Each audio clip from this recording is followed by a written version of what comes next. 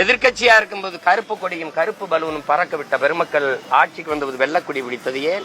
எனிமையா இருந்தவர் அதிகாரத்துக்கு வந்த பிறகு ஸ்வீட் எனிமையா மாறினது எப்படி? அமலாக்கத்துறை சோதனை வந்தது, அது அமுக்குன மாதிரியே அமுல் ஆக்கமாயிருச்சு. எப்படி அமைதியாயிருச்சு? எப்படி வந்தார்கள், சோதித்தார்கள். சரி, என்ன நடந்தது? யாருக்காவது சொல்லுங்க, நீங்க எல்லாம் சொல்லுங்க. நேர்மையான ஊடகங்கள் நெஞ்ச தொட்டு யாராவது பேசுங்க. எங்க 3 முறை நிதி ஆயோக் கூட்டத்துக்கு வரமாட்டேன் என்று நெஞ்சு நிமித்தி சொன்ன நம்முடைய முதல்வர் ஈடி ரைடு வந்தானோ ஓடி வாரே மோடின்னு போனது யாரு? அங்க போய் கையை பிடிச்சுக்கிட்டு கெஞ்சிக்கிட்டு கொஞ்சி கெஞ்சி நீங்கள் இந்த அமலாக்கத்துறை அந்த சோதனையை மூடுனீங்களா இல்ல எதிர்த்து நின்று போரிட்டு முன்னீங்களா? எதிர்கட்சியா இருந்தா போங்க மோடின்னு பலூன் விடுறது, ஆளுங்கட்சியா இருந்தா வாங்க மோடின்னு கொடை பிடிச்சுக்கிட்டு கும்பிடு போடுறது. இது மட்டுமா? ஒரு ரைடுன்னு ஒன்று வந்துட்டா போதும், இது வரைக்கும் போகவே போகாத ஒரு மீட்டிங், அத காரணம் காட்டி டெல்லிக்கு போறது, அங்க ஒரு சீக்கிரட் மீட்டிங் நடத்துறது.